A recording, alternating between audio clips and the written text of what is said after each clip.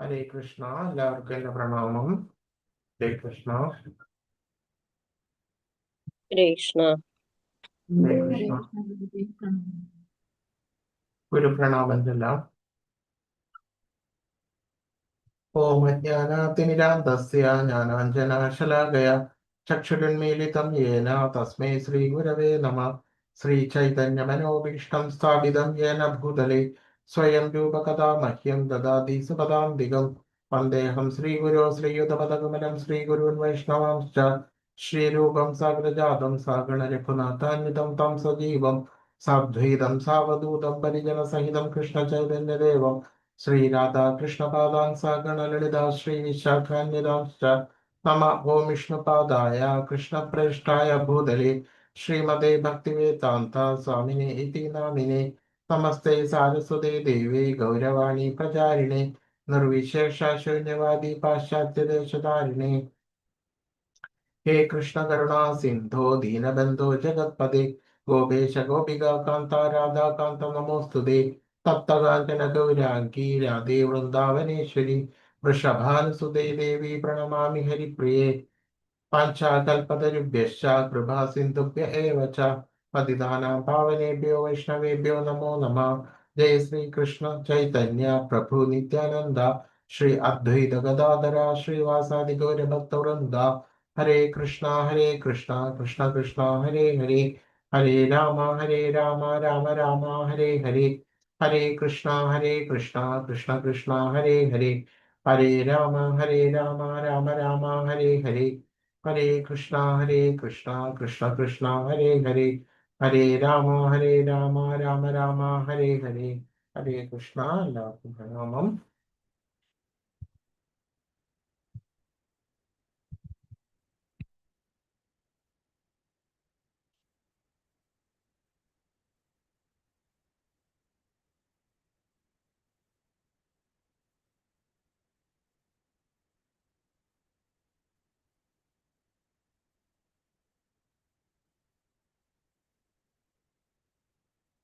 Krishna 104 page.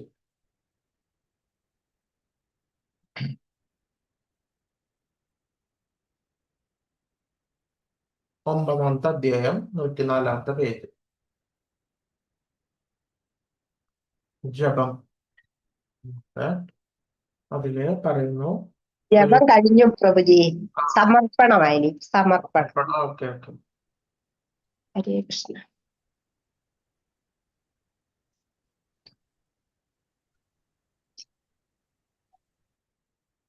അപ്പോൾ ജപം തന്നെ എങ്ങനെയൊക്കെ ചെയ്യാൻ പറ്റും?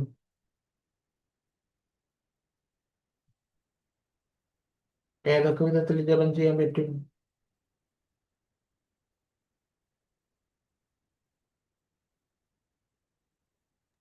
ശബ്ദം ചൊല്ലുന്നതാണ് ജപം, ഉറക്കെ ചൊല്ലുന്നത് സങ്കീർത്തനം. ജപം ചെയ്യുമ്പോൾ നമുക്ക് കേൾക്കാൻ പറ്റുന്ന രീതിയിൽ നമുക്ക് ചെയ്യാൻ പറ്റും. പിന്നെ പബ്ലിക്കായിട്ട് നമ്മൾ എവിടെയെങ്കിലുമൊക്കെ പോകുമ്പോൾ വളരെ കുറഞ്ഞ രീതിയിലും നമുക്ക് ജപം ചെയ്യാൻ പറ്റും.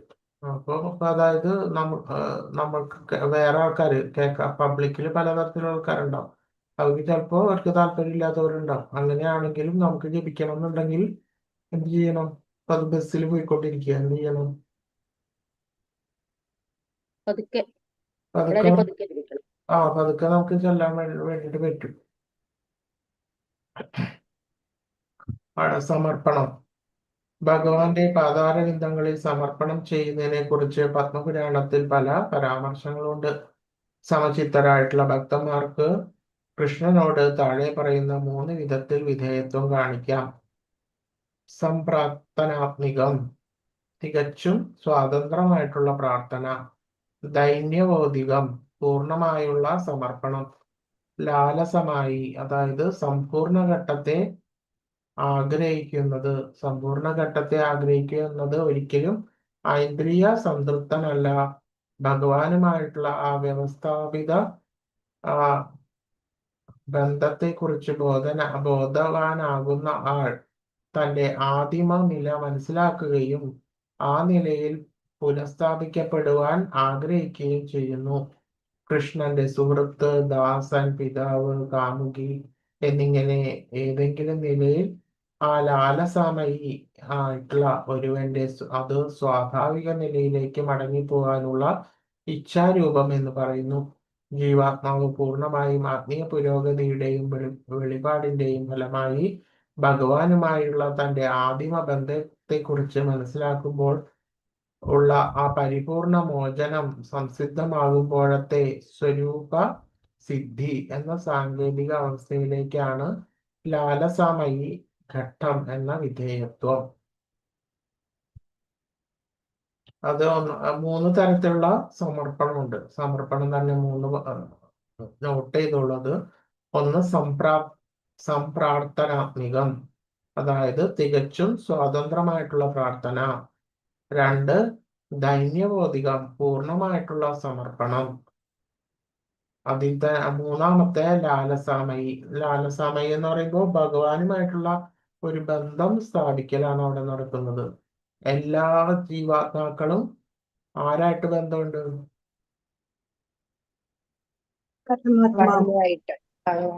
ഭഗവാനുമായിട്ടുള്ള ബന്ധമുണ്ട്. അപ്പൊ എല്ലാ ജീവാത്മാക്കളും ഭഗവാനായിട്ടുള്ള ബന്ധമുണ്ട്.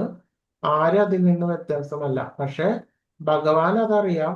പക്ഷെ ആര് മറന്നു പോകുന്നത്? നമ്മൾ മറന്നു പോകുന്നു. മറന്നു പോകുമ്പോ എപ്പോഴൊക്കെ നമ്മൾ ഭഗവാനിൽ നിന്ന് മാറി നിൽക്കുന്നു, മറന്നു പോകുന്നു ആ ബന്ധം, അപ്പോഴൊക്കെയാണ് നമുക്ക് ഈ ദുരിതങ്ങളും പ്രാരാബ്ദങ്ങളും നമ്മളിലേക്ക് വന്നു ചേരുന്നത്. അപ്പോൾ ഒരുവന്റെ മൂലപ്രകൃതി, ഒരു ജീവാത്മാവിന്റെ മൂലപ്രകൃതി എന്ന് പറയുന്നത് എന്താണ്? ഭഗവാനുമായിട്ടുള്ള ശാശ്വതമായിട്ടുള്ള ഒരു ബന്ധമാണ്. അപ്പൊ ആ ബന്ധത്തിലേക്ക് തിരികെ പോവുക, ആ മൂലതത്വത്തിലേക്ക് തിരികെ പോവുക എന്നുള്ളതാണ് ഓരോരുത്തരുടെയും കടമ എന്ന് പറയുന്നത്. അപ്പോ അത് ഭഗവാന്റെ തന്നെ ആയിട്ടുള്ള ആ ബന്ധം സ്ഥാപിക്കലാണ് ലാലസാമയി എന്ന് പറയുന്നത്. അതായത് സുഹൃത്ത്, ദാസൻ, മാതാവ്, അങ്ങനെ കാമുകി, അങ്ങനെ ഏതെങ്കിലും ഒരു രീതിയിൽ ഭഗവാനുമായിട്ട് ഒരു ബന്ധം സ്ഥാപിക്കാൻ വേണ്ടിയിട്ട് ഉള്ള ആ ഇച്ഛ, അതനുസരിച്ച് അതൊക്കെ ഭാവഭക്തി, പ്രേമഭക്തി ഇതിലേക്കൊക്കെ പോകുമ്പോഴേ ഉയർന്ന ഭക്തിയുടെ രീതികളാണ് അതെല്ലാം. അത് വളരെ ഉയർന്ന ഘട്ടത്തിലേക്ക് എത്തുമ്പോഴാണ് അതെല്ലാം വരുന്നത് ഒരു വ്യക്തിക്ക്. ഭഗവാനെ പ്രാർത്ഥിക്കുന്ന ഭക്തന്മാരുടെ വിധേയത്വ ഭാവത്തെ കുറിച്ച് പത്മപുരാണത്തിൽ പരാമർശമുണ്ട്. ഭഗവാനെ കുമാരിമാർക്ക് കുമാരന്മാരോട് സ്വാഭാവികമായിട്ടുള്ള ഒരു സ്നേഹമുണ്ടെന്നത് എനിക്കറിയാം. അതുപോലെ തന്നെ തിരിച്ചും അതിതീവ്രമായ ഈ സ്നേഹവികാരം കൊണ്ട് അങ്ങയുടെ പാതാരബന്ധങ്ങളിൽ പ്രാർത്ഥിച്ചുകൊണ്ട് ഞാൻ യാചിക്കുന്നു. ഈ മട്ടിലുള്ള സ്വാഭാവികമായ ഒരാകർഷണം അങ്ങയുടെ നേരെ എനിക്ക് ഉണ്ടാകണമേ എന്ന്. ഈ ഉദാഹരണം തികച്ചും അനുഭവമാണ്. അപ്പോൾ എല്ലാവർക്കും ശരിയാവണ്ണം നൈസർഗികമായിട്ടും ഭഗവാനിൽ ഒരാകർഷണം വേണ്ടതുണ്ട്. അത് ആ ഒരു പ്രാർത്ഥനയാണ് നമുക്ക് എല്ലാവർക്കും വേണ്ടുന്നത്. ഭൗതിക തലത്തിൽ നോക്കിക്കഴിഞ്ഞാല് ടീനേജ് പ്രായം, അതായത് കുമാരന്മാർക്ക് എങ്ങനെയാണോ സ്വാഭാവികമായിട്ടും കുമാരന്മാരോട് സ്നേഹം തോന്നുന്നത്, എങ്ങനെയാണോ ഭൗതിക രീതിയിൽ പലതരത്തിലുള്ള അടുപ്പം, ബന്ധുത്വം നമുക്ക് കൈവരുന്നത്, അതിലോ അതിനേക്കാൾ ഉപരിയോ നമുക്ക് നൈസർഗികമായിട്ട് ആ ഭഗവാനിൽ ഉള്ള ആ സ്നേഹം, അഭിരുചി, ഇതെല്ലാം ഉണ്ടാകണം, അല്ലെങ്കിൽ ഉണ്ടാക്കിയെടുക്കണം. അപ്പൊ അതിനു വേണ്ടിയിട്ടാണ് ഈ പ്രയത്നം മുഴുവനും നമ്മൾ ചെയ്യേണ്ടത്. ആ നൈസർഗികമായിട്ടുള്ള ബന്ധത്തിന് വേണ്ടിയിട്ടാണ് നമ്മൾ ഭഗവാനോട് പ്രാർത്ഥിക്കുന്നത്.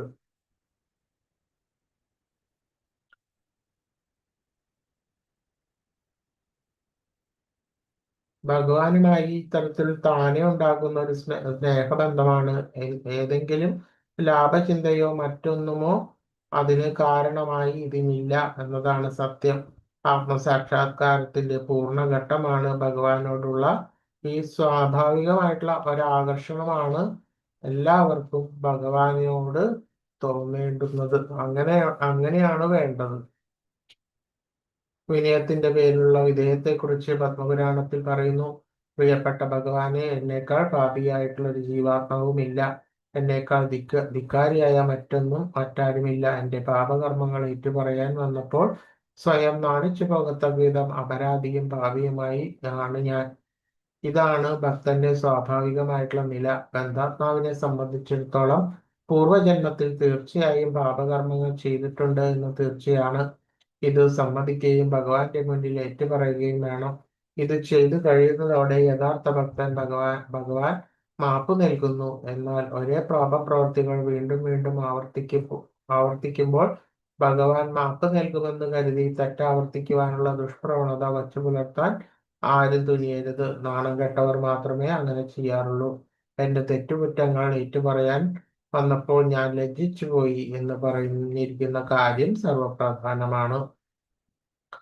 തിരുനാമജപം കൊണ്ട് ഗതകാല പാപങ്ങളെല്ലാം കഴുകിക്കളഞ്ഞ് ശുദ്ധീകരിക്കപ്പെടുന്നത് നേരാണ് എന്ന് വെച്ച് അത് വീണ്ടും വീണ്ടും തുടർച്ചയായിട്ട് നാമം ജപിച്ചുകൊണ്ടും അതേസമയം പാപം ചെയ്തുകൊണ്ടും ഇരിക്കരുത്. ഒരാഴ്ച മുതൽ ഞാൻ പാപകർമ്മങ്ങളിൽ ഏർപ്പെടും. തുടർന്ന് ഒരേ ദിവസം അമ്പലത്തിലോ പള്ളിയിലോ പോയി ആ പാപങ്ങൾ ഏറ്റുപറയുന്നു. അപ്പൊ ഇങ്ങനെ ഇത് ശരിയായിട്ടുള്ള രീതിയല്ല. അപ്പോൾ ഒരിക്കൽ നമ്മൾ ചെയ്തു കഴിഞ്ഞ പാപങ്ങളെല്ലാം തന്നെ നമ്മളെപ്പോഴും അപരാധിയാണ്. എല്ലാ മനുഷ്യന്മാരും അപരാധിയാണ്. അതുകൊണ്ടാണ് പറ്റിയവരാണ് ഈ ഭൂലോകത്തെ എല്ലാ മനുഷ്യരും. അതുകൊണ്ടാണ് ഈ മനുഷ്യജന്മം എടുത്തിട്ടുള്ളത്. ഭഗവാനെ എപ്പോഴെങ്കിലും ഒക്കെ മറന്നിട്ടുണ്ടാവും. അതുകൊണ്ടാണ് നമ്മൾ ഈ ഭൂമിയിലേക്ക് വന്ന് ജനിക്കേണ്ടതായിട്ട് വന്നിട്ടുള്ളത്. ഇനിയെങ്കിലും ആ തെറ്റുകളെല്ലാം മാറിയിട്ട് ശരിയായിട്ട് മുക്ത ആത്മാവായിട്ട് ആ ഭഗവത് ധാമത്തിൽ എത്തുവാൻ വേണ്ടിയിട്ട് ഉള്ള പ്രയത്നമാണ് ഓരോരുത്തർക്കും വേണ്ടത്. അതല്ലാതെ ഇപ്പൊ ചില ആൾക്കാരാണെന്നുണ്ടെങ്കിൽ ഇപ്പൊ പള്ളിയിലൊക്കെ ആണെങ്കിൽ അവര് ഒരു ആഴ്ച മുഴുവനും പലതരത്തിലുള്ള തെറ്റും കാര്യങ്ങളൊക്കെ ചെയ്യും. എന്നിട്ട് ഞായറാഴ്ച ദിവസം വന്നിട്ട് കുമ്പസരിക്കുന്നത് കാണാം. അപ്പൊ അവരുടെ വിചാരം അപ്പൊ അത്രയും ഒക്കെ കഴിഞ്ഞ് ശുദ്ധായി, ഇനിയിപ്പോ കുഴപ്പമൊന്നും ഉണ്ടാവില്ല, അടുത്ത ആഴ്ച തുടങ്ങി വീണ്ടും തെറ്റ് ചെയ്യും, പിന്നെ ഏറ്റുപറയാൻ വേണ്ടിയിട്ട് പള്ളിയിൽ വരും. അപ്പൊ ഇങ്ങനത്തെ ഒരു രീതി എന്ന് പറയുന്നത് ശരിയായിട്ടുള്ള രീതിയല്ല. നമ്മളെപ്പോഴും തെറ്റ് പറ്റിയതാണ് ശരി, അത് പറ്റാതെ ശരിയായിട്ടുള്ള വഴിയിൽ കൂടെ നടക്കേണ്ടതാണ്. അല്ലാതെ എപ്പോഴും തെറ്റുപറ്റും പിന്നെയും നാമജപിക്കും പിന്നെയും തെറ്റുപറ്റും, അത് ശരിയായിട്ടുള്ള രീതി അല്ല.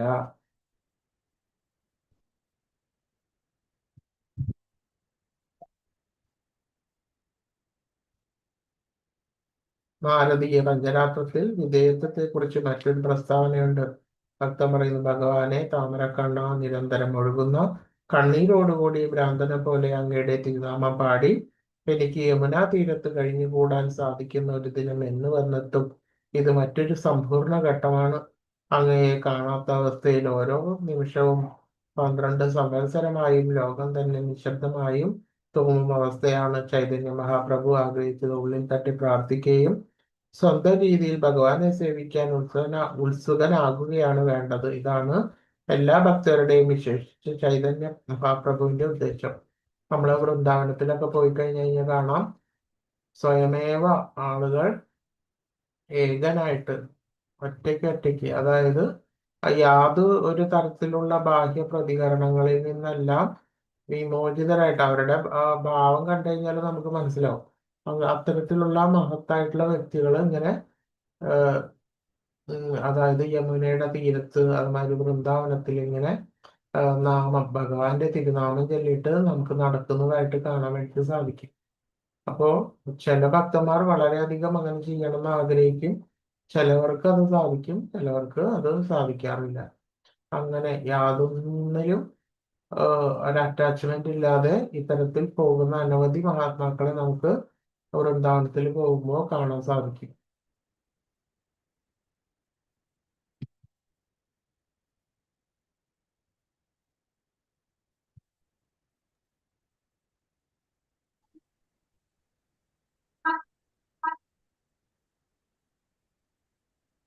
പ്രധാനപ്പെട്ട സ്തോത്രങ്ങൾ പാടൽ.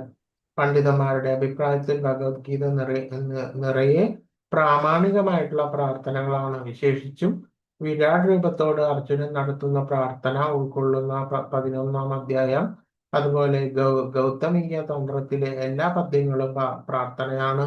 ശ്രീമദ് ഭാഗവതത്തിലും 100 കണക്കിന് പ്രാർത്ഥനകളുണ്ട്. ഭക്തന് ചൊല്ലാൻ ഇവയിൽ ഏതെങ്കിലും ഒന്ന് തിരഞ്ഞെടുക്കാം. അപ്പൊ ഭാഗവതത്തിലും വളരെയധികം ഭഗവാനെ സ്തുതിക്കുന്ന കുന്തി സ്തുതിയെല്ലാം ഒന്നാമത്തെ കാണ്ഡത്തിൽ വരുന്നുണ്ട് ഭാഗവതത്തില്. അതേപോലെ തന്നെ ഭഗവത്ഗീതയില് ആ ഭഗവാന്റെ വിരാട് രൂപത്തെ അർജുനൻ കീർത്തിക്കുന്ന ആ ഭാഗങ്ങളെല്ലാം നമ്മൾ ഭഗവത്ഗീതയില് വിശ്വരൂപ ദർശന യോഗത്തില് പഠിച്ചിട്ടുണ്ട്. അപ്പൊ ഇതെല്ലാം നമുക്ക് ആ ഭഗവാനെ കീർത്തിക്കുന്നതിന് വേണ്ടിയിട്ട് ഉപയോഗിക്കാൻ വേണ്ടിയിട്ട് സാധിക്കും. ഇത്തരം സ്തോത്രങ്ങളുടെ മഹാത്മ്യം സ്കന്ദപുരാണത്തിൽ പറയുന്നു. ഭഗവത് സ്തോത്രങ്ങളെ കൊണ്ട് അലങ്കൃതമായ നാവുള്ള ഭക്തന്മാരെ മഹർഷിമാരും മറ്റു പുണ്യാത്മാക്കളും ആദരിച്ചിരുന്നു. ഇത്തരം ഭക്തന്മാർ ദേവന്മാർക്കും ആരാധ്യനാണ്. ബുദ്ധി കുറഞ്ഞവർ കൃഷ്ണനെ പ്രാർത്ഥിക്കാതെ ഭൗതിക ലാഭത്തിനു വേണ്ടി ഏതെങ്കിലും ദേവന്മാരെ സ്തുതിക്കുന്നു. എന്നാൽ സദാ ഭഗവാനെ പ്രാർത്ഥിക്കുന്ന ഒരു ഭക്തൻ ദേവന്മാർക്ക് പോലും ആരാധ്യനാണെന്ന് ഇവിടെ പറഞ്ഞിരിക്കുന്നു. ശുദ്ധ ഭക്തന്മാർക്ക് ദേവന്മാരോട് ആവശ്യപ്പെടുവാൻ ഒന്നുമില്ല. മറിച്ച് ദേവന്മാർ ശുദ്ധ ഭക്തന്മാരെ ആരാധിക്കാൻ ഔത്സുക്യം കാണിക്കുന്നുണ്ട് താനും. അതാണ് ഒരു ശുദ്ധ ഭക്തന്റെ സവിശേഷത. ഒരു ഭക്തന്, അതായത് മറ്റ് ദേവന്മാരുടെ ഭക്തന്മാർക്കും ഭഗവാന്റെ ഭക്തന്മാർക്കും തമ്മിലുള്ള വ്യത്യാസം അതാണ്. അതായത് മറ്റ് ഭക്തന്മാർ, ദേവന്മാരുടെ ഭക്തന്മാർ ഭൗതിക അഭിലാഷത്തിന് വേണ്ടിയിട്ടാണ് ദേവന്മാരെ ഉപാസിക്കുന്നത്. ഭൗതിക അഭിലാഷത്തിനും പിന്നീട് ഉയർന്ന ലോകങ്ങളിലേക്ക് എത്തുവാനും ഒക്കെ വേണ്ടി ഭഗവാനെ പ്രാർത്ഥിക്കുന്നു. പക്ഷേ ഒരു ശുദ്ധ ഭക്തന്, ഭഗവത് ഭക്തന് ആ ദേവന്മാരോട് പ്രാർത്ഥിക്കാൻ വേണ്ടിയിട്ട് യാതൊന്നും ഇല്ല. ഒരു കാര്യം മാത്രമേ ഉള്ളൂ. ഏതാണത്? ശുദ്ധമായിട്ടുള്ള ആ ഭക്തിയുത സേവനം, ഭഗവാനെ സേവിക്കുവാനുള്ള ആ ഭക്തിയുത സേവനം മാത്രമാണ് വേണ്ടുന്നത്. അത് മാത്രമാണ് ഒരു ശുദ്ധ ഭക്തന്റെ പ്രാർത്ഥന ആവേണ്ടത്. അപ്പൊ അതുകൊണ്ട് തന്നെ ദേവന്മാർക്ക് പോലും അത്തരത്തിലുള്ള ആ ശുദ്ധ ഭക്തൻ ആരാധ്യനാണ് എന്ന് പറയുന്നത്. നൃസിംഹ പുരാണത്തിൽ ഇങ്ങനെ പറയുന്നു: കൃഷ്ണ വിഗ്രഹത്തിന് മുന്നിൽ നിന്നുകൊണ്ട് വിവിധ സ്തോത്രങ്ങൾ പാടുന്നവൻ സർവപാപങ്ങളിൽ നിന്ന് മുക്തനായി നിമിഷം കൊണ്ട് തന്നെ വൈകുണ്ഠ ലോകത്തിൽ പ്രവേശിക്കാൻ അർഹനായിത്തീരുന്നു.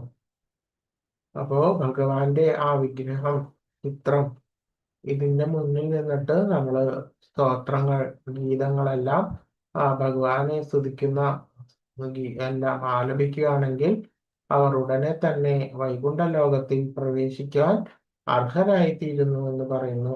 നൃസിംഹപുരാണത്തിലാണത്. പ്രസാദ ഭക്ഷണം ആദരപൂർവം നിത്യേന ഭഗവത് പ്രസാദം കഴിക്കുകയും ശരണതീർത്ഥം കുടിക്കുകയും ചെയ്യുന്ന ഭക്തൻ 1000 യാഗം നടത്തുന്നതിന് തുല്യമായ ഫലം നേടുന്നു എന്ന് പത്മപുരാണത്തിൽ പറയുന്നു. അപ്പോൾ എന്നും ഭഗവാന്റെ പ്രസാദം കഴിക്കണം. എങ്ങനെയാണോ ഓരോരുത്തരുടെ വീട്ടിലും ഭഗവത് പ്രസാദം കഴിക്കുക? ഭഗവാന് കൊടുത്തതിന് ശേഷം, ഭഗവാന് നിവേദിച്ചതിന് ശേഷം ആ പ്രസാദം അതെ അതെ. അപ്പൊ നമ്മൾ ഉണ്ടാക്കുന്ന ഭക്ഷണം എങ്ങനത്തെയുള്ള ഭക്ഷണമായിരിക്കും? സാത്വികമായിട്ടുള്ള ഭക്ഷണം. അതൊരിക്കലും രുചി നോക്കരുത്, ഉപ്പ് നോക്കരുത്, അങ്ങനെയുള്ളതൊന്നും നോക്കരുത്. കുളി കഴിഞ്ഞതിന് ശേഷം ആഹാരം തയ്യാറാക്കണം. അതിനുശേഷം രുചിയല്ല ഒന്നും നോക്കാതെ അതെ, രുചിയൊന്നും നോക്കാതെ അത് തയ്യാറാക്കിയിട്ട് അത് ഭഗവാന് സമർപ്പിക്കുമ്പോഴാണ് ഭഗവത് പ്രസാദം ആകുന്നത്. അപ്പോൾ എങ്ങനെയാണ് ഏത് രീതിയിലാണ് ഭഗവത് പ്രസാദമാകുന്നത്, ഭഗവാന് കൊടുക്കുന്നത്? നമ്മൾ ശരിയായിട്ടും ഭക്തിയോട് കൂടിയിട്ട് ഭഗവാന് സമർപ്പിക്കുക. അപ്പൊ ഇസ്കോണിലൊക്കെ ഒരു നിവേദ്യം ചെയ്യുമ്പോൾ അതിൻ്റെതായിട്ടുള്ള രീതികളുണ്ട്. അതായത് നമുക്ക് ഒരിക്കലും ഭഗവാന് സമർപ്പിക്കാൻ അർഹതയില്ല. നമ്മൾ ഒരിക്കലും ഭഗവാന് നിവേദ്യം സമർപ്പിക്കാൻ അർഹതയില്ലാത്തവരാണ്. അപ്പൊ അതുകൊണ്ട് തന്നെ എന്ത് ചെയ്യണം?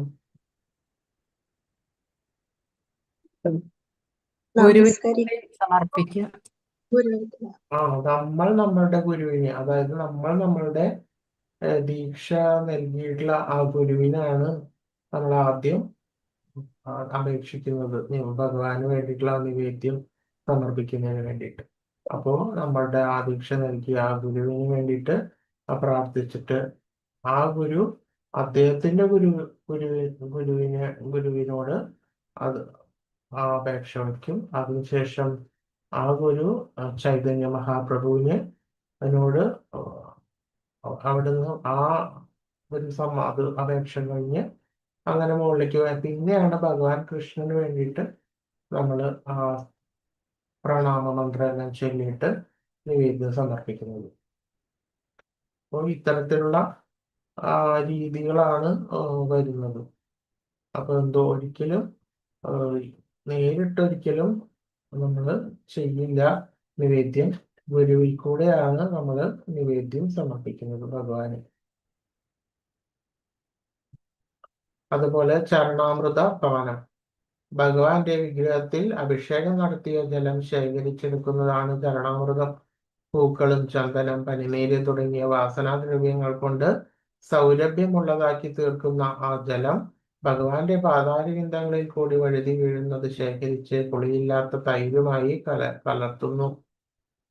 ഇങ്ങനെ ചരണാമൃതം സ്വാദിഷ്ടമാകുന്നു എന്ന് മാത്രമല്ല, അതിന് അപാരമായിട്ടുള്ള ആത്മീയ മൂല്യം കൂടിയുണ്ട്. പത്മപുരാണത്തിൽ പറയുന്നത് പോലെ ദാനധർമ്മങ്ങൾ അനുഷ്ഠിക്കാത്തവനോ യാഗം നടത്തിയിട്ടില്ലാത്തവനോ വേദം അഭ്യസിക്കാത്തവനോ ഒരിക്കലും ഭഗവാനെ പ്രാർത്ഥിച്ചിട്ടില്ലാത്തവനോ പോലും, മറ്റു തരത്തിൽ പറഞ്ഞാൽ ഒരിക്കലും ഒരു തരത്തിലുമുള്ള ധാർമ്മിക കാര്യങ്ങൾ ചെയ്തിട്ടില്ലാത്തവൻ പോലും ക്ഷേത്രത്തിൽ സൂക്ഷിച്ചിരിക്കുന്ന ചരണാമൃതം കഴിക്കുന്നതോടെ ആ ഭഗവാന്റെ ധാമത്തിലേക്ക് കടക്കുവാനുള്ള അർഹത നേടാൻ കഴിയും.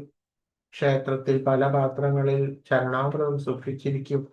ക്ഷേത്രം സന്ദർശിക്കുവാനും പ്രതിഷ്ഠാമൂർത്തിയെ ആരാധിക്കുവാനും എത്തുന്നവർ തികഞ്ഞ ആദരവോടെ 3 തുള്ളി ചരണാമൃതം കഴിക്കുകയും അതോടെ അതീന്ദ്രിയ ആനന്ദം അനുഭവിക്കുകയും ചെയ്യും.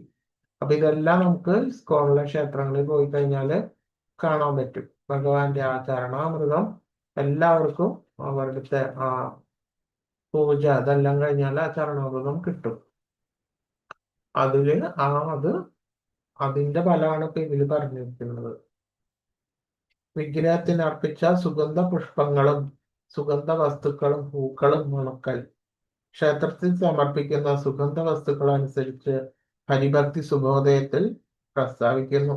ഭഗവാന് സമർപ്പിച്ച സുഗന്ധ വസ്തുക്കൾ ഭക്തന്മാർ മണക്കുന്നു. അതോടെ സർപ്പദംശനമേറ്റവർ നിർദ്ദിഷ്ടമായ പച്ചമരുന്ന് മണക്കുന്നതോടെ വിഷബാധ മാറി സുഖം പ്രാപിക്കുന്നത് പോലെ അവർ ഭൗതിക മാലിന്യങ്ങളുടെ വിഷവേഗത്തിൽ നിന്ന് രക്ഷ പ്രാപിക്കുന്നു.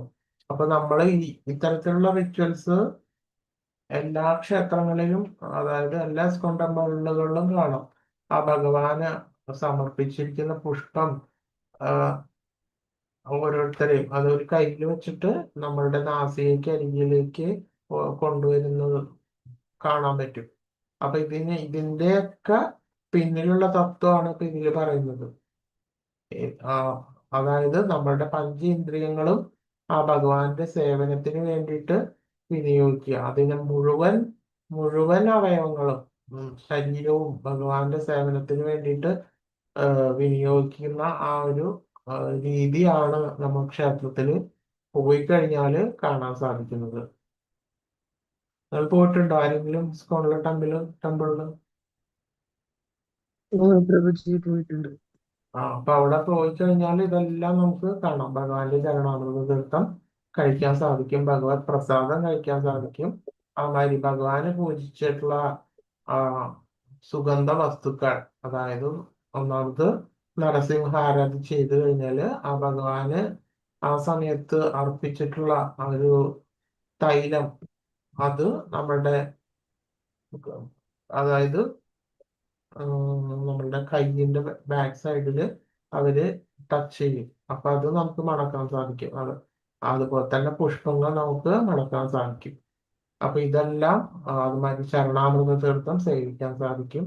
അപ്പോൾ അതേപോലെ തന്നെ അതുമാതിരി ക്ഷേത്രത്തിലെത്തുന്ന ഭക്തൻ പ്രതിഷ്ഠാമൂർത്തിക്ക് എന്തെങ്കിലും കാഴ്ചവെച്ചിരിക്കണം. അപ്പൊ നമ്മൾ പോകുമ്പോൾ ഒന്നും കൊണ്ടുവരാതെ പോകരുത്. എന്തെങ്കിലും ആ ഭഗവാന് വേണ്ടിയിട്ട് പഴങ്ങൾ, സുഗന്ധവസ്തുക്കൾ, പൂക്കൾ മുതലായവ കൊടുക്കണം. പണമായി കൊടുക്കാൻ കഴിയില്ലാത്തവർ മറ്റെന്തെങ്കിലും സമർപ്പിക്കാം. ഭാരതത്തിൽ ക്ഷേത്രം സന്ദർശിക്കാൻ എത്തുന്ന ആണും പെണ്ണും പല വസ്തുക്കളും ഭഗവാന് സമർപ്പിക്കും. ഒരു പിടി അരിയോ പൊടിച്ച ധാന്യമോ പോലും കാഴ്ചവെക്കാം. എന്തെങ്കിലും ഉപഹാരം നൽകുവാൻ കയ്യിലില്ലാത്ത പുണ്യാത്മാക്കളോ ഭഗവാനെ ആരും സന്ദർശിക്കാറില്ല. അപ്പൊ നമ്മൾ ഭഗവാനെ സന്ദർശിക്കാൻ പോകുമ്പോൾ നമ്മൾ എന്ത് ചെയ്യണം? അതെല്ലാം നമുക്ക് ആരും തരേണ്ടതില്ല. നമ്മൾ റൂട്ടീനിലായിട്ട് നമുക്ക് ആൾറെഡി അറിയാം, എല്ലാവർക്കും അറിയാം. നമ്മുടെ ക്ഷേത്രത്തിൽ പോകുമ്പോൾ വെറും കൈയോട് കൂടിയിട്ട് പോകരുത് എന്നുള്ളത് നമ്മളോട് പ്രത്യേകിച്ച് ആരും പറയണമെന്നില്ല. നമുക്ക് എല്ലാവർക്കും അറിയുന്ന കാര്യമാണ്. അത് എത്ര നിസ്സാരായാലും വിരോധമില്ല. അതായത് ഒരു ചെറിയ പഴമോ കുറച്ച് തുളസിതളോ അങ്ങനെ എന്തെങ്കിലും എത്ര നിസ്സാരായാലും അത് വിരോധമില്ല. പക്ഷെ നമ്മൾ പോകുമ്പോൾ ഇത് എന്തെങ്കിലും കയ്യിൽ കരുതണം എന്നുള്ളതാണ്. തന്ത്രശാസ്ത്രത്തിൽ ഇങ്ങനെ പറയുന്നു: വിഗ്രഹത്തിൽ ചാർത്തിയ പൂമാലയുടെ ഗന്ധം നാസാദ്വാരത്തിൽ കടക്കുന്നതോടെ പാപകർമ്മങ്ങളുമായുള്ള ഒരുവന്റെ ബന്ധം അറ്റുപോകുന്നു. ഇനി പാപകർമ്മങ്ങളൊന്നും ചെയ്തിട്ടില്ലാത്തവനാണെന്നിരിക്കട്ടെ, ഇത്തരം പുഷ്പാംശങ്ങൾ മണക്കുന്നതോടെ മായാവാദി, അതായത് പുഷ്പാംശങ്ങൾ മണക്കുന്നതോടെ നിർവ്യക്തിഗത ആയിട്ടുള്ള അങ്ങനെയുള്ള ആ ഭഗവാൻ ആ ഭക്തനായിട്ട് മാറും. ഇതിന് എത്ര വേണമെങ്കിലും ഉദാഹരണം ആണ്. അവയിൽ മുഖ്യം 4 കുമാരന്മാരുടെ പുരോഗതി. അവർ മായാവാദികളായിരുന്നു. ക്ഷേത്രത്തിൽ പുഷ്പശകലങ്ങളും സുഗന്ധവസ്തുക്കളും മണത്തതോടെ അവർ ഭക്തന്മാരായിട്ട് മാറി. മായാവാദികൾ അഥവാ നിർവ്യക്തിഗതവാദികൾ ഏതാണ്ട് ഭ്രഷ്ടരാണ് എന്നാണ് ഇതിൽ നിന്ന് മനസ്സിലാക്കുന്നത്. അപ്പോൾ ഏത് സമ്പ്രദായത്തിലുള്ള ആളുകളാണെങ്കിലും ആവട്ടെ, നമ്മൾ ഇങ്ങനൊരു കാര്യം നമ്മൾ ചെയ്തു നോക്കാറുണ്ട്. അതായത് ഭഗവാന് സമർപ്പിച്ചിട്ടുള്ള വസ്തുക്കൾ എല്ലാം അവർക്ക് കൊടുക്കുന്നു. അത് അവരുടെ പൂർവജന്മത്തിൽ എന്തെങ്കിലും ഒരു ഭാഗ്യം കൊണ്ടാണ് അവർക്കത് സിദ്ധിക്കുന്നത്. അങ്ങനെ അവരുടെ മനസ്സിന് മാറ്റം വരുന്നിട്ട് ഭഗവത് ഭക്തന്മാരായിട്ട് തീരാറുണ്ട്. പാപകർമ്മങ്ങളുടെ ബലം മുഴുവനും കഴുകിക്കളയാത്തവന് ഒരിക്കലും യഥാർത്ഥ ഭക്തനാകാൻ പറ്റില്ല. ശുദ്ധനായ ഭക്തന് ഭഗവാന്റെ പരാധീശത്വത്തെ കുറിച്ച് സംശയമേ ഇല്ല. അതുകൊണ്ട് തന്നെ അയാൾ കൃഷ്ണബോധത്തിലും ഭക്തിത സേവനത്തിലും ഏർപ്പെടുന്നു എന്നതാണ് ശ്രീമദ് ഭാഗവതം ഉറപ്പിച്ചു പറയുന്നത്. അഗസ്ത്യ സംഹിതയിലും സമാനമായ പ്രസ്താവനയുണ്ട്. നാസാദ്വാരങ്ങളെ മാലിന്യമുക്തമാക്കി ശുദ്ധീകരിക്കാൻ ക്ഷേത്രത്തിൽ കൃഷ്ണന് സമർപ്പിച്ച പൂക്കൾ മണക്കണം. അപ്പൊ ഇതെല്ലാം ആൾറെഡി നമ്മൾ ആ ക്ഷേത്രത്തിൽ പോകുമ്പോൾ, അതായത് ആ ആരാധനയിൽ പങ്കെടുക്കുമ്പോൾ ഇതെല്ലാം നമ്മൾക്കും ലഭിക്കും.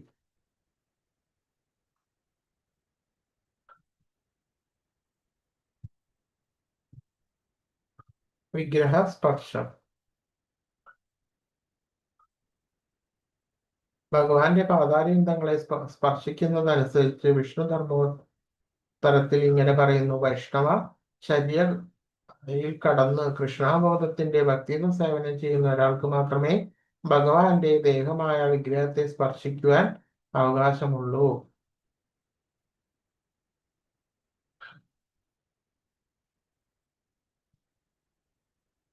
ഭാരതത്തിൽ ഗാന്ധിജിയുടെ രാഷ്ട്രീയ പ്രസ്താവന കാലത്ത് ചണ്ടാളൻ തുടങ്ങിയ അധകൃതരെയും തൂപ്പുകാരെയും മറ്റും ക്ഷേത്രത്തിൽ കടക്കാൻ അനുവദിക്കാത്തതിനെതിരെ പ്രക്ഷോഭണം നടന്നിരുന്നു. അവരുടെ ശുചിത്വമില്ലാത്ത സമ്പ്രദായങ്ങൾ കാരണമായിരുന്നു ഈ വിലക്ക്. അതേസമയം ഭക്തന്മാരുമായുള്ള സമ്പർക്കം കൊണ്ട് ഏറ്റവും ഉയർന്ന ക്കിടയിലുള്ള ഭക്തി സേവനത്തിലേക്ക് ഉയർത്തപ്പെടാൻ ആവശ്യമായ സൗകര്യങ്ങൾ അവർക്ക് ചെയ്തു കൊടുത്തിരുന്നു. ഏതു കുടുംബത്തിൽ ജനിച്ചവനായാലും അവന് ശുചിത്വം ഉണ്ടായിരിക്കണം. ആ ശുചീകരണ പ്രക്രിയ സ്വീകരിക്കണം. ഹരിജൻ, അതായത് ദൈവത്തിന്റെ മക്കൾ എന്നൊരു സാങ്കല്പിക നാമം കൊടുത്ത് അവരെ ശുദ്ധീകരിക്കാനായിരുന്നു ഗാന്ധിയുടെ ലക്ഷ്യം. അതിന്റെ ഫലമായി ക്ഷേത്രത്തിന്റെ ഉടമകളും ഗാന്ധിയുടെ അനുയായികളും തമ്മിൽ വലിയ വടംവലികൾ നടന്നു. അപ്പൊ ഇതെല്ലാം നമുക്ക് അറിയുന്ന കാര്യമാണ്. ഹരിജൻ ഹരിജൻ എന്ന് പറഞ്ഞിട്ട് വിളിക്കാറില്ലേ സ്വാതന്ത്ര്യ സമര കാലത്ത്? ഹരിജൻ. ആ ഹരിജൻ എന്ന് പറഞ്ഞാൽ അതിന്റെ അർത്ഥം എന്താ? മക്കൾ എന്താണ് ഹരിജൻ എന്ന് പറഞ്ഞാല് ഹരിയുടെ ജനങ്ങൾ, അതായത് ഭഗവാന്റെ ഭഗവാന്റെ ആളുകൾ, ഭഗവാന്റെ ഒറ്റ ആളുകൾ എന്നാണ് ഹരിയുടെ ജനങ്ങൾ. അപ്പോ ശരിക്കും ആ ഭഗവാന് നമ്മൾ ആരാധിക്കണമെന്നുണ്ടെങ്കിൽ നമുക്ക് ബാഹ്യ ആഭ്യന്തര ശുചിത്വം എപ്പോഴും അത്യാവശ്യമാണ്. അപ്പൊ ഇതൊന്നും ജാതി ബ്രാഹ്മണർ, ഈ താഴെയുള്ള ആളുകൾക്ക് ഇതൊന്നും പറഞ്ഞു കൊടുത്തിരുന്നില്ല. ഏത് രീതിയിൽ ഭഗവാനെ ആരാധിക്കണം, എങ്ങനെ ആരാധിക്കണം എന്നുള്ളത്. അവരെ ശരിയായിട്ടുള്ള ഭഗവാന്റെ ആരാധനാ രീതിയിൽ നിന്നെല്ലാം മാറ്റി നിർത്തിയിരുന്നു. അങ്ങനെ മാറ്റി മാറ്റി നിർത്തിയിട്ട് എന്നിട്ട് അങ്ങനെയുള്ളവരെയാണ് ഗാന്ധിജി എവിടേക്ക് കൊണ്ടുവന്നത്? ആ സമൂഹത്തിന്റെ മുഖ്യധാരാ ശൈലിയിലേക്ക് കൊണ്ടുവരാൻ വേണ്ടിയിട്ട് എന്താ അവരെല്ലാം വൃത്തിയാക്കി. അവര് പലതരത്തിലുള്ള തൊഴിലുകളായിരിക്കും ചെയ്തുകൊണ്ടിരുന്നത്. അതായത് ഇപ്പൊ നോർത്ത് ഇന്ത്യയിലാണെങ്കിൽ ഇപ്പൊ അതൊന്നുമില്ല. ഇപ്പൊക്കെ കാലൊക്കെ മാറി തോട്ടിപ്പണി എന്ന് പറഞ്ഞിട്ടുള്ള ഒരു ഇതുണ്ട്. അതുമാതിരി ചെരുപ്പ് കുത്തല്, അങ്ങനെ വളരെ താഴെക്കിടയിലുള്ള പ്രവർത്തികൾ ചെയ്തുകൊണ്ടിരിക്കുന്ന ആളുകളെ ഗാന്ധിജി എന്ത് ചെയ്തു എന്ന് വെച്ചാൽ കുളിപ്പിച്ച് നല്ല വസ്ത്രങ്ങളൊക്കെ ധരിപ്പിച്ച് ആ ഭഗവാന്റെ ക്ഷേത്രത്തിൽ ആരാധനയ്ക്കായിട്ട് കൊണ്ടുപോയി എന്നൊക്കെ നമുക്ക് ബുക്കൊക്കെ വായിച്ച് നോക്കിക്കഴിഞ്ഞാൽ കാണാം ആ സ്വാതന്ത്ര്യ സമര കാലഘട്ടത്തില്. അപ്പൊ അങ്ങനെ വരുമ്പോ അതിലെ ഏറ്റവും പ്രധാനമായിട്ടുള്ള ഘടകം ഏതാ? എന്ത് ഘടകമാണ് ഇപ്പൊ ഇതിൽ കാണുന്നത്? ഏറ്റവും താഴെക്കിടയിലുള്ള വ്യക്തികളാകട്ടെ അവർ വളരെ വൃത്തിയായി ശുദ്ധമായി ബാഹ്യ ആഭ്യന്തര ശുദ്ധിയോടുകൂടിയിട്ട് ഹരിയുടെ പൂജ ചെയ്യാൻ പറ്റും എന്നുള്ളതാണ്. അപ്പൊ അതിന് മുഖ്യ ഘടകം ഏതാണ് ശരിക്കും? ജാതിയാണോ? ഭക്തി. ഭഗവാന്റെ പൂജ ചെയ്യുന്നതിന് വേണ്ടിയിട്ടുള്ള ആ ശുദ്ധി, ബാഹ്യവും ആഭ്യന്തരവും ആയിട്ടുള്ള ശരീരവും എല്ലാം വൃത്തിയായി. അതെ, ശുദ്ധി. അതാണ് ഇവിടെ പറയുന്നത്.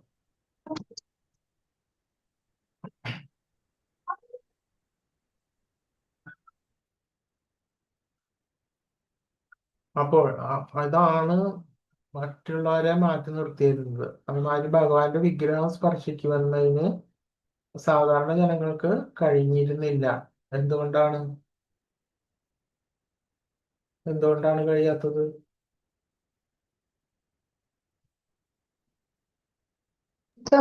ശുചിത്വമില്ല. ശുചിത്വം ഇല്ല ഒന്ന്. അത് മാത്രമല്ല, ശരിയായിട്ടും ഭക്തിയുടെ സേവന ധർമ്മം പാലിക്കുന്നവർക്കാണ് ഭഗവാന്റെ വിഗ്രഹം സ്പർശിക്കുവാൻ വേണ്ടിയിട്ട് പാടുള്ളൂ. അങ്ങനെ ഒരു സതുദ്ദേശത്തെ മുൻനിർത്തിയിട്ടാണ് പഴയ കാലങ്ങളില്, വളരെ പുരാതന കാലങ്ങളിലേക്ക് വളരെ ശുദ്ധവും വളരെ തിരഞ്ഞെടുത്ത ആളുകൾ കുറച്ചുപേര് ഭഗവാന്റെ ആരാധനയ്ക്ക് വേണ്ടിയിട്ട് നിയോഗിച്ചിരുന്നത്. പക്ഷെ അത് പിന്നീട് എന്തായി മാറി? എല്ലാ ജാതിയിലും വളരെയധികം രൂക്ഷമായിട്ടുള്ള അയിത്തം, മറ്റുള്ളവരെ ഒറ്റപ്പെടുത്തല്, മറ്റു തരത്തിലുള്ള താഴ്ന്ന ജാതി, അങ്ങനെ ആയിട്ട് മാറി. പക്ഷെ സതുദ്ദേശം വെച്ചിട്ട് ചെയ്തിട്ടുള്ള പരിപാടിയായിരുന്നു. പക്ഷെ പിന്നീട് ഇത്തരത്തിലേക്ക് അധപ്പതിക്കുകയാണ് ഉണ്ടായത്. അപ്പോൾ ഏതൊരുവനും ശരിയായിട്ടുള്ള ഭക്തിയുത സേവനം ചെയ്ത് മുന്നോട്ട് പോകുന്ന ഏതൊരു ഭക്തനും ഭഗവാന്റെ വിഗ്രഹം സ്പർശിക്കാനും ഭഗവത് ആരാധന നടത്തുവാനും സാധിക്കും എന്നുള്ളതാണ്. പക്ഷെ അതിൻ്റെതായിട്ടുള്ള ശുദ്ധി, ബാഹ്യ ആഭ്യന്തര ശുദ്ധികൾ ഓരോരുത്തരും പാലിച്ചിരിക്കണം. ഏതായാലും ഇന്നത്തെ നിയമം മതഗ്രന്ഥങ്ങളുടെ നിയമം തന്നെയാണ്. ശുചിയായ ആർക്കും ക്ഷേത്രത്തിൽ അപ്പൊ പഴയ രീതിയിലത്തെ ആ കാര്യങ്ങളൊക്കെ പോയിട്ട് ഇപ്പൊ ഏതൊരു വ്യക്തിക്കും ശുചിത്വം ഉണ്ടെങ്കിൽ ക്ഷേത്രത്തിൽ കയറാം. ഏതൊരു വ്യക്തിയാണെങ്കിലും ശുചിത്വം പാലിച്ചിരിക്കണം. എന്നിട്ട് ഭഗവാന്റെ ആരാധനയ്ക്ക് വേണ്ടിയിട്ട് കയറാൻ സാധിക്കും. അങ്ങനെയാണ് വേണ്ടത്. വേണ്ട രീതിയിൽ ഉപദേശം സ്വീകരിച്ച് ചിട്ടയായും ക്ഷേത്രാചാരങ്ങളും കർശനമായിട്ട് പാലിച്ചിരിക്കുന്ന.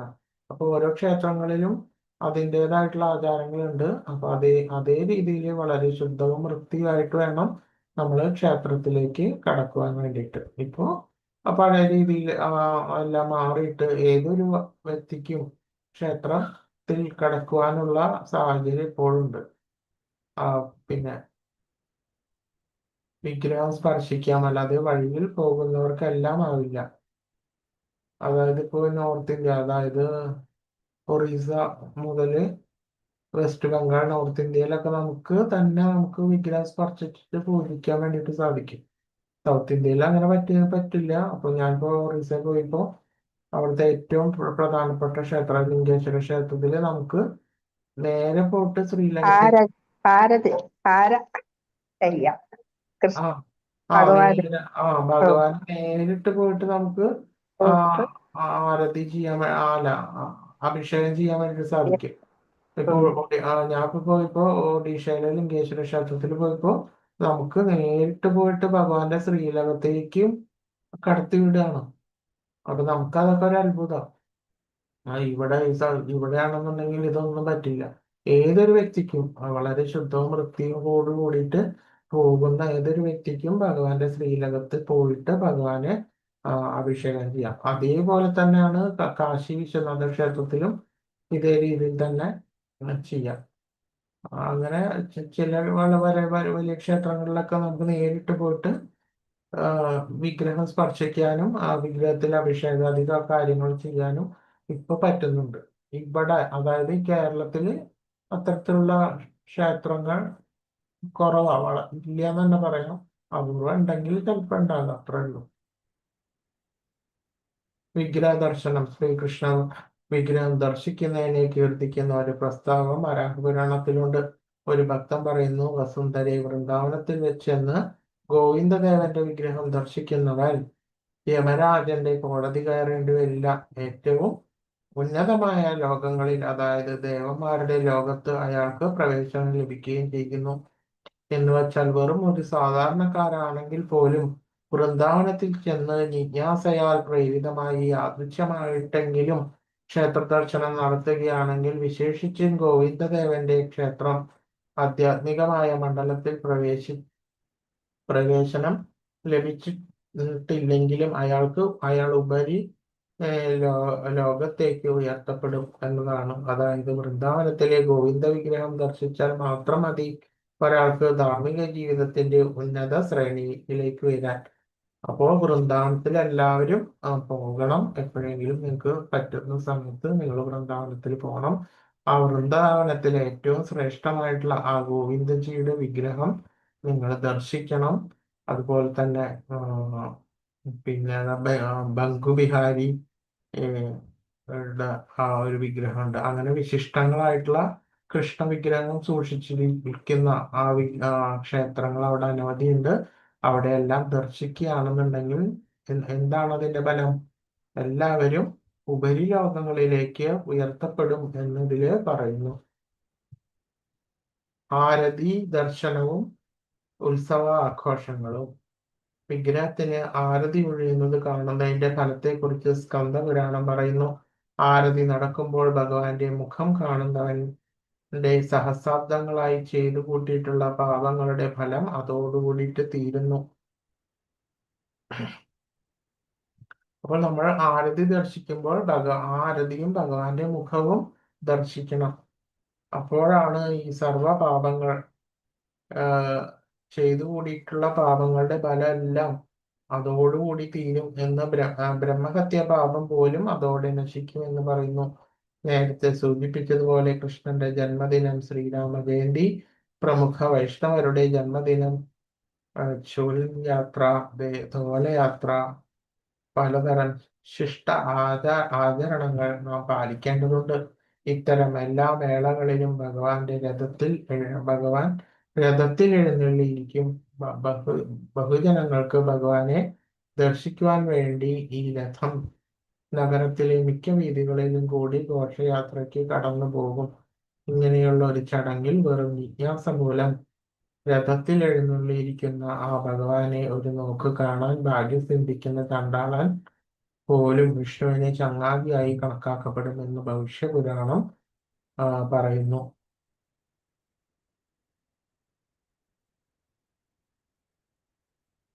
അപ്പം ഭഗവാന്റെ ആ രഥം പോകുമ്പോൾ ഭഗവാന്റെ ആരതിക്ക് സമയം നമ്മൾ ഭഗവാന്റെ മുഖം ദർശിക്കണം. അതുപോലെ ഭഗവാന്റെ രഥയാത്ര പോകുമ്പോൾ ആ ഭഗവാന്റെ രഥയാത്രയിൽ ഭഗവാനെ വീക്ഷിക്കുന്ന ആൾ, ഇവരൊക്കെ ഏറ്റവും താഴ്ന്ന രീതിയിൽ ജീവിക്കുന്ന ആളാണെങ്കിൽ കൂടി അവർ എവിടേക്ക് ഉയർത്തപ്പെടും? ഉപരിലോകങ്ങളിലേക്ക് ഉയർത്തപ്പെടും എന്ന് പറയുന്നു. സന്തുഷ്ട മനസ്കനായി ക്ഷേത്രത്തിൽ വിഗ്രഹ പൂജ കാണുന്നവനെ പഞ്ചരാത്ര ഗ്രന്ഥത്തിൽ പറയുന്ന ക്രിയായോഗത്തിന്റെ ഫലം ലഭിക്കുമെന്ന് അഗ്നിപുരാണം പറയുന്നു.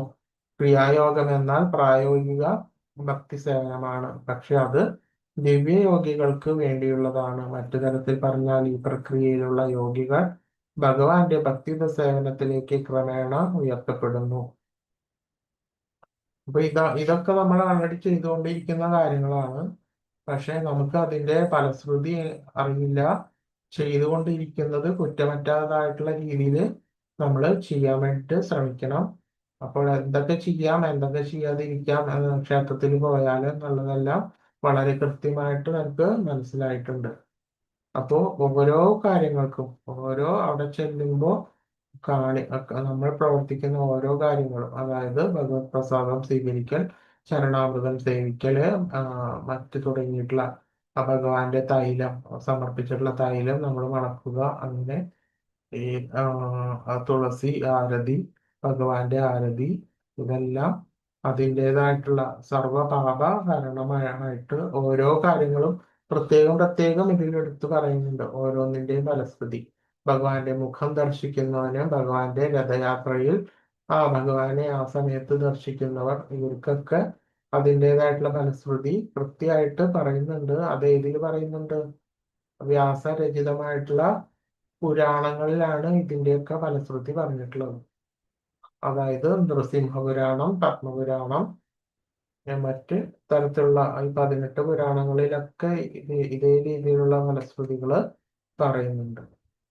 ഭവിഷ്യപുരാണം, ഇങ്ങനെ സ്കന്ദപുരാണം, ഇതിലൊക്കെ ഭഗവാന്റെ ക്ഷേത്ര ദർശനം, ഭഗവത് ദർശനം, ഭഗവാന്റെ വിഗ്രഹ ആരാധന, ഇതിൻ്റെതായിട്ടുള്ള ഫലശ്രുതികളെല്ലാം പറയുന്നുണ്ട്.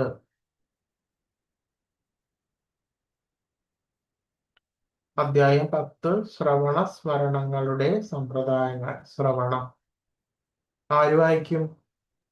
ഞാൻ വായിക്കാം പ്രഭുജി. പറയും, വായിക്കും. അധ്യായം 10 ശ്രവണ സ്മരണങ്ങളുടെ സമ്പ്രദായങ്ങൾ.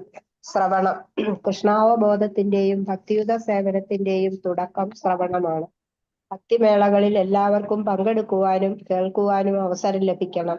ഈ ശ്രവണം അഥവാ കേൾവി കൃഷ്ണാവബോധം വളരാൻ വളരെ പ്രധാനപ്പെട്ട ഒരു കാര്യമാണ്. കേൾവിയുടെ അതീന്ദ്രിയ ചലനങ്ങളെ സ്വീകരിക്കാൻ ചെവികളെ ബന്ധപ്പെടുത്തുമ്പോൾ ഒരുവന്റെ ഹൃദയം രുചിയും പൗത്രവുമായി തീരുന്നു. ശ്രവണം വളരെ പ്രധാനമാണെന്ന് ചൈതന്യ മഹാപ്രഭു ഉറപ്പിച്ചു പറഞ്ഞിട്ടുണ്ട്. ഭ്രഷ്ടാത്മാക്കളുടെ ഹൃദയത്തെ ശുചിയാക്കാൻ ഇത് സഹായിക്കുന്നു. അതോടെ വളരെ വേഗത്തിൽ അവർക്ക് ഭക്തിവാസനയിൽ പ്രവേശിക്കാനും കൃഷ്ണാവബോധം എന്തെന്നറിയാനും കഴിവുണ്ടാകുന്നു. ഗരുഡ പുരാണത്തിൽ ശ്രവണത്തിന്റെ പ്രാധാന്യം വളരെയധികം ഭംഗിയായി അവതരിപ്പിച്ചിട്ടുണ്ട്.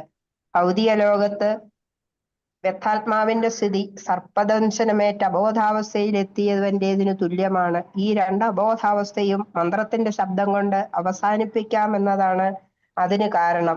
സർപ്പദംശനമേറ്റവൻ അതേ നിമിഷത്തിൽ തന്നെ മരിക്കുന്നില്ല.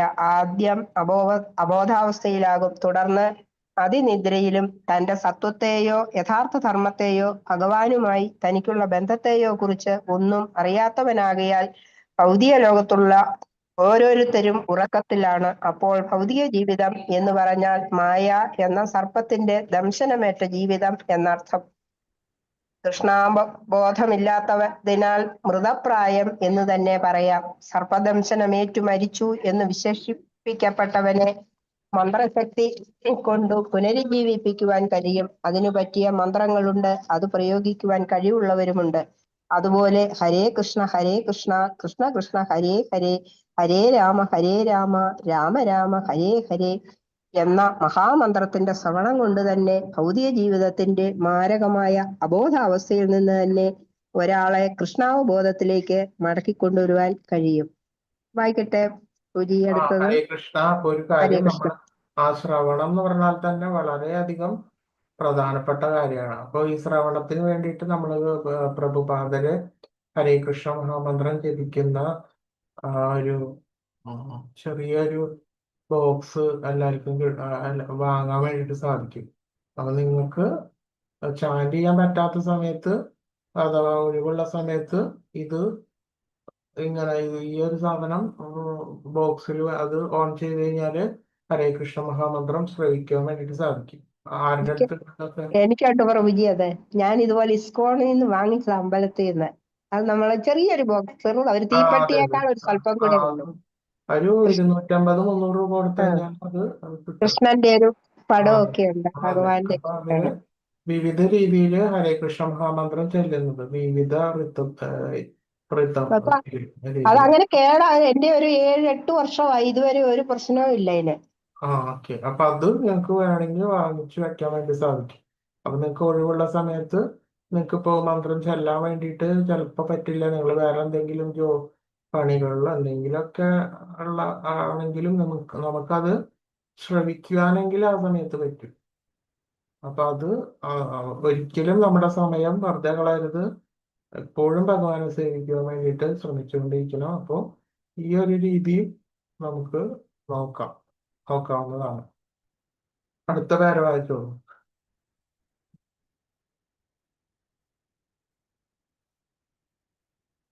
അവര് വായിക്കും.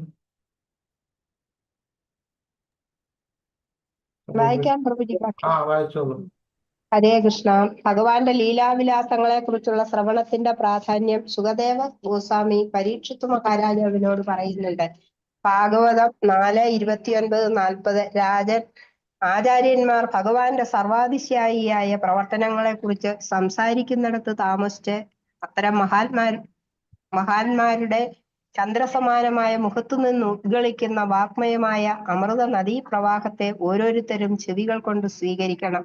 ഇത്തരം സർവാതിശായിയായ ശബ്ദം നിരന്തരം ശ്രവിക്കുന്നവൻ ഭൗതികമായ വിശപ്പ്, ദാഹം, ഭയം, ദുഃഖം എന്നിവയിൽ നിന്ന് മാത്രമല്ല ഭൗതിക അസ്തിത്വത്തിന്റെ വിഭ്രമങ്ങളിൽ നിന്ന് പോലും മുക്തനായിത്തീരും. കലിയുഗത്തിൽ സാക്ഷാത്കാരത്തിനുള്ള ഒരു മാർഗമായി ശ്രവണം എന്ന പ്രക്രിയ ചൈതന്യ മഹാപ്രഭു നിർദ്ദേശിക്കുന്നു. പണ്ട് ഈ സ്ഥാനത്ത് വേദം പഠിക്കാനായിരുന്നു നിർദ്ദേശം. വേദപഠനത്തിന്റെ നിഷ്ഠകൾ പാലിക്കുക ഈ യുഗത്തിൽ പ്രയാസമാണ്. എന്നിരുന്നാലും മഹാഭക്തന്മാരുടെയും ആചാര്യന്മാരുടെയും ശബ്ദതരംഗങ്ങളെ ശ്രോതദ്വാര സ്വീകരിക്കുമെങ്കിൽ സർവവിധമായ ഭൗതിക മാലിന്യങ്ങളിൽ നിന്നും മോചനം നേടാൻ അതുമാത്രം മതി. അതുകൊണ്ടാണ് യഥാർത്ഥ ഭക്തന്മാരായ പ്രാമാണികന്മാർ പറയുന്നത് കേൾക്കണമെന്ന് ചൈതന്യ മഹാപ്രഭു നിർദ്ദേശിക്കുന്നത്.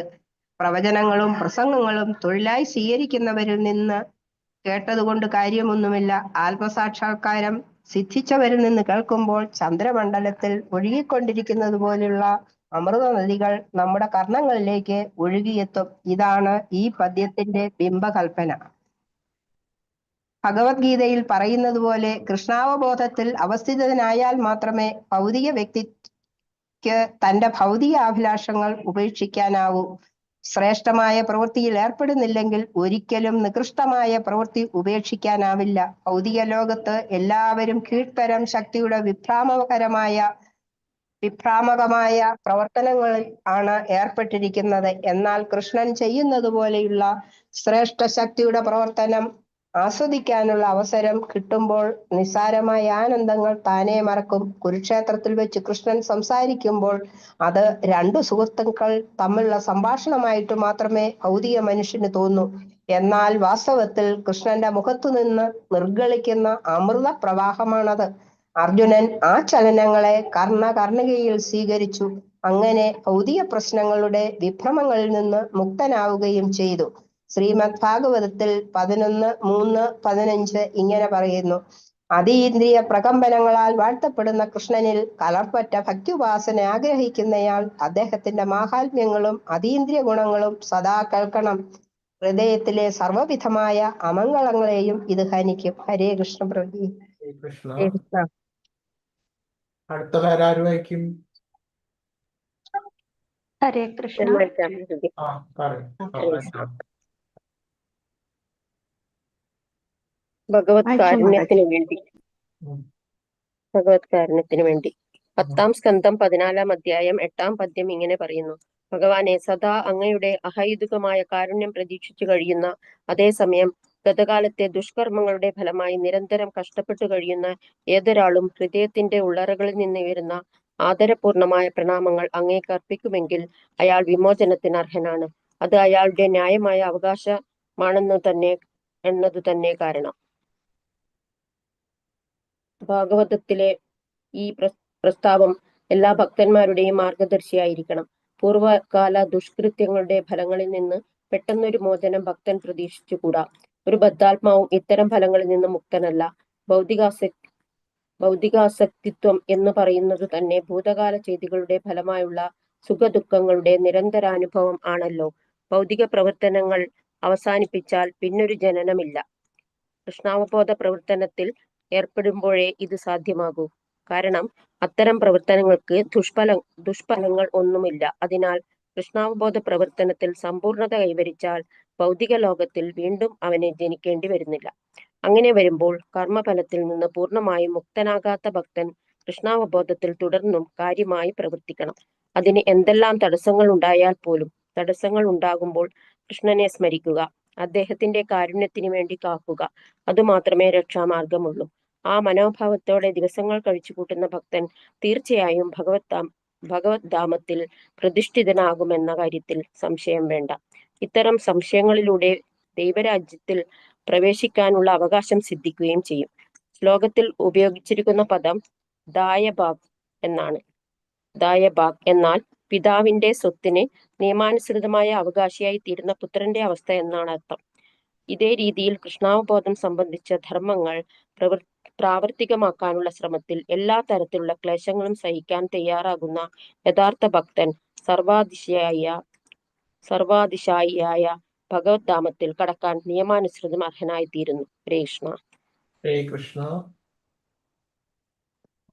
ഹരേ കൃഷ്ണ. പിന്നെ അടുത്ത ക്ലാസ്സിൽ നോക്കാം ബാക്കി.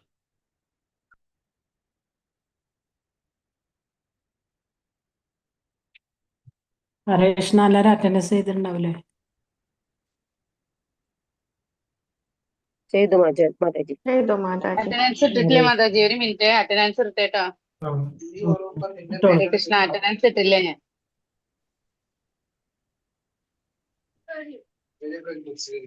കൽപ്പതരുഭ്യശ്ച കൃപാസിന്ധുഭ്യഃ പതിതാനാം പാവനേഭ്യോ വൈഷ്ണവേഭ്യോ നമോ നമഃ. ആനന്ദകോടി വൈഷ്ണവവൃന്ദ കീ ജയ്. ശ്രീല പ്രഭുപാദ കീ ജയ്. നിത്യായ ഗൗര പ്രമാനന്ദേ. ഹരി ഹരി ബോൽ. ഹരേ കൃഷ്ണ.